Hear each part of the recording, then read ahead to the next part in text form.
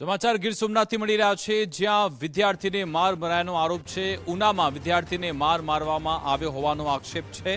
સ્વામી વિવેકાનંદ શાળામાં શિક્ષકે વિદ્યાર્થીને માર માર્યો, જેમાં ધોરણ 11ના વિદ્યાર્થીને લાફો મારતા કાનના પડદા ફાટી ગયા।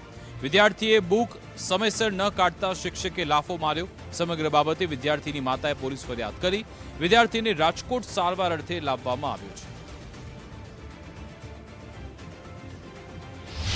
મારો દીકરો સ્કૂલમાં ભણવા જતો કઈ સ્કૂલમાં?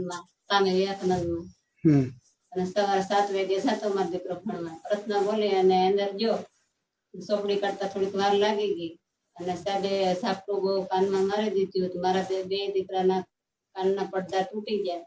પછી અમે ગયા ઉને સારવાર લેવા। ઉનેથી પછી અમે રાજકોટ ગયા અને આવી મારા દીકરાના કાનમાં તકલીફ થઈ ગઈ। સાહેબે કીધું તમારે દવા ગોળી ચાલુ રાખવાની ને આવી અમારા દીકરાને પોઝિશન થઈ ગયું જિંદગી ભરનું। અમે અટાણે ગરીબ ભણા રખડી ગયા, અમે ચાઇના ન રહ્યા, અમારા દીકરાને ન રહ્યો ભણતરમાં, અમારા દીકરા નાનું બાળકની જિંદગી બગડી।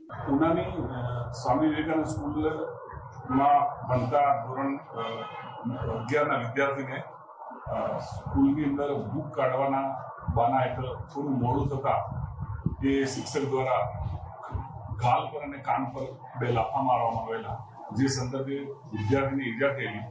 વિદ્યાર્થીના માતા દ્વારા એની સારવાર રાજકોટ કરાવી। ત્યારબાદ પોલીસ સ્ટેશન આવી અને એના ફરિયાદ આપવામાં આવી છે। પોલીસે ધોરણસર ફરિયાદ લીધી છે અને શિક્ષકને અટક કરવાની કાર્યવાહી હાલમાં ચાલુ છે।